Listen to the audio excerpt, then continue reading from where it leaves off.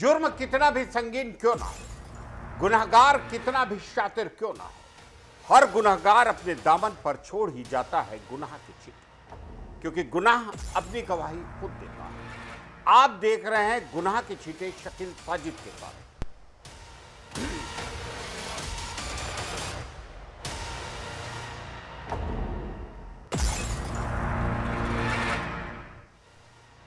उत्तर प्रदेश के हरदोई जनपद में एक रूह कपा देने वाली वारदात हुई, जहां महज कुछ घंटों के भीतर 3 मौतों ने पूरे इलाके में सनसनी फैला दी। यह मामला सुरसा थाना क्षेत्र के डोलिया गांव, जहां खूनी संघर्ष की शुरुआत एक बुजुर्ग की बेरहमी से हत्या के साथ हुई और देखते ही देखते आक्रोश मॉब लिंचिंग में तब्दील हो गया। घटना की शुरुआत तब हुई जब गांव के एक युवक शिवम ने अपने बोलेरो गाड़ी से जानबूझकर 70 वर्षीय बुजुर्ग देव सहाय पांडे को कुचल दिया। चश्मदीदों के मुताबिक टक्कर इतनी जोरदार थी कि बुजुर्ग की मौके पर ही दर्दनाक मौत हो गई। इस घटना ने गांव के माहौल में बारूद जैसा काम किया। जैसे ही देव सहाय के परिजनों और ग्रामीणों को इस जघन्य अपराध का पता चला, उनका गुस्सा 7वें आसमान पर पहुंच गया। आक्रोशित भीड़ ने भागने की कोशिश कर रहे आरोपी शिवन और उसके साथी अमन को चारों तरफ से घेर लिया। फिर शुरू हुआ प्रतिशोध का वो तांडव, जिसने कानून को हाशिए पर धकेल दिया। परिजनों और ग्रामीणों ने लाठी डंडों से दोनों नौजवानों पर हमला बोल दिया। पिटाई इतनी बर्बर कि शिवम के मौके पर ही मौत हो गई, जबकि उसका साथी अमन लहूलुहान होकर वहीं गिर पड़ा। सूचना मिलते ही भारी पुलिस बल मौके पर पहुंचा और अमन को गंभीर हालत में अस्पताल ले जाया गया, लेकिन जख्म इतने गहरे थे कि अमन ने भी दम तोड़ दिया। इस ट्रिपल मर्डर के बाद पूरे डोलिया गांव में मातम और तनाव का माहौल है। घटना की गंभीरता को देखते हुए पुलिस अधीक्षक अशोक कुमार मीणा भारी पुलिस बल के साथ मौके पर पहुंचे। उन्होंने मीडिया से बात करते हुए साफ किया कि पुलिस गहनता से जांच कर रही है और किसी भी दोषी को बख्शा नहीं जाएगा। एसपी ने आश्वासन दिए, चाहे वह बोलेरो से कुचलने का मामला हो या पीट कर हत्या करने का मामला, कानून अपना काम करेगा। सभी आरोपियों को गिरफ्तार कर कड़ी से कड़ी सजा दी जाएगी। अप्रिय घटना को रोकने के लिए गांव में पीएसी और भारी पुलिस बल तैनात है। उत्तर प्रदेश के जनपद फर्रुखाबाद के मोहम्मदाबाद कोतवाली क्षेत्र के अंतर्गत ग्राम गैसिंगपुर में बीते दिनों हुई निर्मम हत्या के मामले में पुलिस को बड़ी कामयाबी। पुलिस ने वांछित अभियुक्त नितुल पाल को मुखबिर की सूचना पर गिरफ्तार कर लिया। इस गिरफ्तारी के साथ ही उस खौफनाक रात का सच भी सामने आ गया, जिसने पूरे इलाके को दहला दिया था। घटना 23 और 24 मार्च 2026 की दरमियानी रात की, जब 32 वर्षीय युवक लाखन अपने घर के बाहर तालाब किनारे चारपाई पर सो रहा था। उसी वक्त अज्ञात हमलावरों ने धारदार हथियार से उसके चेहरे और गर्दन पर वार कर मौत की घाट उतार दिया। मृतक के पिता रामनिवास कश्यप की तहरीर पर पुलिस ने मुकदमा दर्ज किया। शक की सुई गांव के ही नितुल पर थी, जिसे पुलिस ने हिरासत में लेकर कड़ाई से पूछताछ की तो रोंगटे खड़े कर देने वाला खुलासा। पूछताछ में आरोपी नितिन ने अपना जुर्म कबूल करते हुए बताया कि गांव की एक विधवा महिला से उसके प्रेम संबंध थे, लेकिन कुछ समय पहले महिला से अनबन के बाद वह मृतक लाखन से बात करने लगी। इसी बात को लेकर नितुल और लाखन के बीच 1 साल पहले विवाद हुआ, जिसमें लाखन ने नितुल को जान से मारने की धमकी दी। प्रतिशोध की आग में जल रहे नितुल ने तभी से लाखन को रास्ते से हटाने की साजिश रची। आरोपी ने बताया कि घटना वाली रात जब लाखन गहरी नींद में था, तब उसने फावड़े से उसके चेहरे और गर्दन पर ताबड़तोड़ वार किए। उसे यकीन हो गया लाखन मर चुका है, तो उसने फावड़ा पास के तालाब में फेंक दिया। हड़बड़ाहट में उसकी चप्पल और अंगूछा मौके पर ही छूट गए, जो पुलिस के लिए अहम सबूत साबित हुए। सीओ मोहम्मदाबाद अजय कुमार वर्मा ने प्रेस कॉन्फ्रेंस के दौरान बताया कि पुलिस ने अभियुक्त की निशानदेही पर हत्या में इस्तेमाल फावड़ा बरामद किया। पुलिस ने स्पष्ट किया कि आरोपी ने अकेले इस वारदात को अंजाम दिया। अभियुक्त को जेल भेजा जा रहा है और पुलिस अग्रिम कानूनी कार्रवाई में जुटी।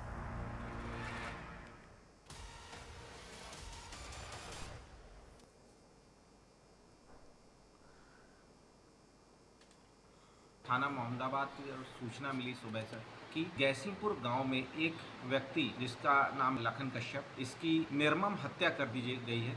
यह घर के बाहर सो रहा था। पुलिस तत्काल मौके पर पहुंची और साक्ष्य जुटाना शुरू किया। अभियुक्त के खिलाफ एक नामजद तहरीर प्राप्त हुई। अभियुक्त का नाम नितुल पाल है और जब पुलिस ने इसकी जांच शुरू करी तो पता चला कि नितुल पाल और हमारे मृतक की एक ही गांव की एक विधवा महिला से संबंध थे, जिस चक्कर में 1 साल पहले इन दोनों के आपस में लड़ाई भी हुई थी। कुछ दिन पहले करीब 1 सप्ताह पहले हमारे मृतक ने इसको धमकाया था, अभियुक्त को, और तभी अभियुक्त ने ये डिसाइड कर लिया था कि मृतक को जान से मार देना। रात को मौका पाकर यह लाखन पर इसने फावड़े से हमला करके निर्मम हत्या कर दी और मौके से भाग गया।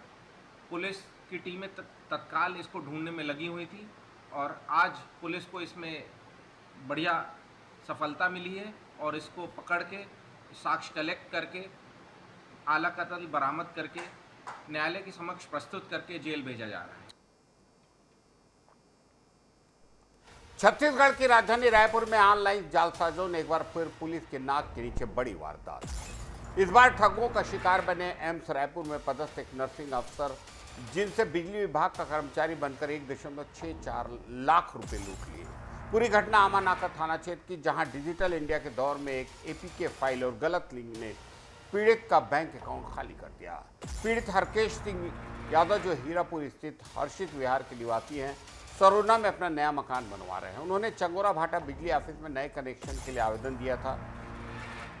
इत्तेफाक देखिए कि 15 मार्च को उनके घर मीटर लगा और ठीक अगले दिन 26 मार्च को उन्हें एक अज्ञात नंबर से व्हाट्सएप कॉल आया। कॉलर ने खुद को बिजली विभाग का कर्मचारी बताया और बेहद आत्मविश्वास के साथ कहा कि आपके नए मीटर का वेरिफिकेशन अभी अधूरा है। जालसाज ने हरकेश का भरोसा जीतने के लिए उनके नए मीटर का असली बीपी नंबर भी बताया, जिससे नर्सिंग अफसर को जरा भी शक नहीं हुआ। ठग ने उन्हें एक एपीके फाइल भेजी और कहा कि इसे इंस्टॉल करके अपनी जानकारी भरें और सिर्फ 13 रुपये की वेरिफिकेशन फीस जमा करें। जैसे ही हरकेश ने अपने HDFC बैंक क्रेडिट कार्ड की डिटेल डाली, उनके मोबाइल पर धड़ाधड़ ट्रांजैक्शन के मैसेज आने लगे। देखते ही देखते हरकेश के खाते से 1.6 लाख रुपए पार हो गए। पुलिस की शुरुआती जांच में पता चला कि ठगों ने इन पैसों का इस्तेमाल शॉपिंग और ऑनलाइन पेमेंट के लिए किया। पहला ट्रांजैक्शन ग्रोसरी ऐप ब्लिंकिट और दूसरा ट्रांजैक्शन एप्पल कंपनी के अकाउंट में किया गया है। घटना की शिकायत के बाद आमानाका थाना पुलिस ने मामला दर्ज कर लिया। पुलिस ने व्हाट्सएप नंबर और बैंक ट्रांजैक्शन की कड़ियों को जोड़ रही है। घटना ने एक बार फिर चेतावनी दी कि कभी भी किसी अनजान व्यक्ति के कहने पर कोई ऐप या फाइल डाउनलोड ना करें, चाहे वो आपकी निजी जानकारी ही क्यों नहीं बता रहा है। कभी भी विभाग व्हाट्सएप पर एपीके फाइल नहीं भेजता।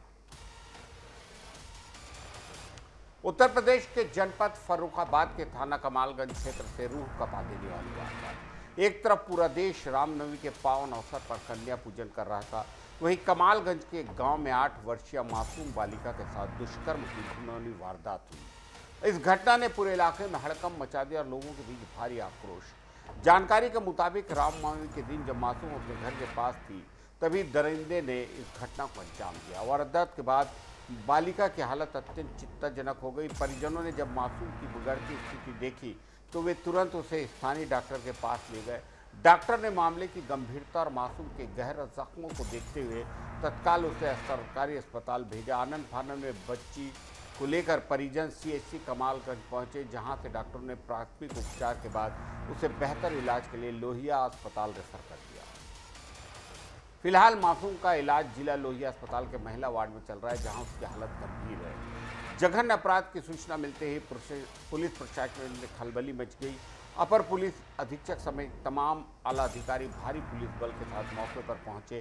पुलिस ने तत्काल घटनास्थल को सील कर फॉरेंसिक टीम को बुलाया, साक्ष्य जुटाए जा सके। पुलिस गांव के शातिर अपराधियों और संदिग्धों की कुंडली खंगाल रही। इसी बीच पीड़ित बच्चे की मां ने गांव के ही अशोक राजपूत पर इस घिनौनी वारदात को अंजाम देने का आरोप लगाया। पुलिस अधीक्षक और अन्य अधिकारियों ने आश्वासन दिया कि अपराधी को किसी भी कीमत पर बख्शेंगे नहीं। पुलिस की कई टीमें अशोक राजपूत की गिरफ्तारी के लिए दबिश दे रही हैं। हर पहलू से पुलिस जांच कर रही है ताकि मासूम को जल्द से जल्द इंसाफ मिल सके। आज दिनांक 27/3/2026 को थाना क्षेत्र कमालगंज में एक आवेदिका द्वारा यह सूचना दी गई कि उसकी नाबालिग बेटी, जिसकी उम्र लगभग 8 वर्ष है, के साथ उसी के गांव का अशोक राजपूत के द्वारा गलत काम किया गया है। इस सूचना पर पुलिस द्वारा तत्काल नाबालिग बच्ची को स्थानीय जिला अस्पताल में भर्ती कराया गया है, जहां डॉक्टरों द्वारा उपचार के उपरांत उसकी स्थिति सामान्य बताई गई है। परिजनों से तहरीर लेकर मुकदमा पंजीकृत किया जा रहा है। इस संबंध में टीमें लगा दी गई हैं। अभियुक्त की जल्द ही गिरफ्तारी की जाएगी और इसमें आवश्यक विधिक कार्रवाई की जाएगी। थाना कमालगंज द्वारा एक लड़की को लाया गया और उसके साथ जो है कुछ गलत व्यवहार हुआ है, जिसमें लेडी कांस्टेबल के द्वारा बताया गया कि उसको जो है ब्लीडिंग की समस्या है। क्या कोई शरीर के अन्य हिस्से में भी चोट थी या फिर और ऐसा तो हमने नहीं देखा है, ज़्यादा एग्जामिन नहीं किया उसको, लेकिन उसको रेफर कर दिया है लेडी डॉक्टर के पास, राम मनोहर लोहिया, क्योंकि हमारे यहाँ पे लेडी डॉक्टर छुट्टी है। नवाबों के शहर लखनऊ के पास इलाके अलीगंज से एक डरावनी घटना, जहां महज चंद रुपयों के लालच और नशे की लत ने एक इंसान को हैवान बना दिया। त्रिवेणी नगर 3 के रहने वाले राकेश यादव पर उनके ही पड़ोसी ने पेट्रोल डालकर आग लगा दी। इस हमले में राकेश बुरी तरह झुलस गया और फिलहाल अस्पताल में जिंदगी की जंग लड़ रहा है। जानकारी के मुताबिक राकेश यादव बुधवार को अपना काम खत्म करके घर लौट रहे थे। जब वे मूंगफली मंडी के पास पहुंचे तो वहां उनका पड़ोसी बलगर मिल गया। बलगर, जो इलाके में अपनी दबंगई और नशे की लत के लिए कुख्यात है, उसने राकेश को रोक लिया और जबरन पैसे मांगने लगा।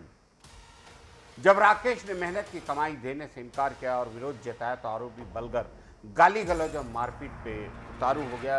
विवाद इतना बढ़ा कि नशे में धुत बलगर ने अपनी जेब से पेट्रोल से भरी एक बोतल निकाली और अचानक राकेश को ऊपर उड़ेल दी।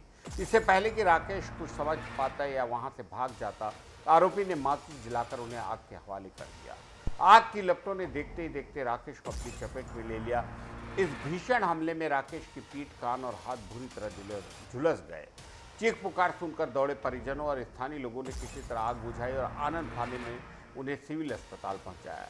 राकेश की बहन रानी यादव ने पुलिस में लिखित शिकायत दर्ज कराते हुए बताया कि आरोपी बलगर एक शातिर किस्म का अपराधी है, शराब और ड्रग्स का आदी और अक्सर राह चलते लोगों से पैसे छीनता है। उसकी दबंगाई से पूरा मोहल्ला खौफजदा है। परिजनों का आरोप है कि वह पहले भी कई बार ऐसी हरकत कर चुका है, लेकिन इस बार उसने सीधे जान लेने की कोशिश की। मामले की गंभीरता देखते हुए अलीगंज इंस्पेक्टर ध्रुव कुमार ने बताया कि पुलिस ने मामला दर्ज कर लिया और आरोपी की तलाश जारी है। पुलिस का कहना है कि दोनों पक्ष एक दूसरे को पहले से जानते थे। फिलहाल घायल का इलाज जारी और इलाके में तनाव को देखते हुए पुलिस सतर्क है।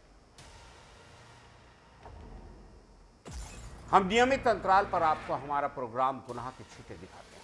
इसे दिखाने का हमारा मकसद बिल्कुल साफ है, समाज में हो रहे अपराधों पर लगाम लगाना, क्योंकि हम समझते हैं यदि कोई सतर्क रहे, चौकन्ना रहे, सावधानी बरते, अपने आसपास के सन्नाटे में जन्म ले रही साजिशों को समझे, अंधेरे में सिमटी गुनाह की चौखट को पहचाने, तो शायद गुनाह कुछ कम हो सकते। इसलिए देखते रहिए हमारे साथ गुनाह के छींटे। नमस्कार।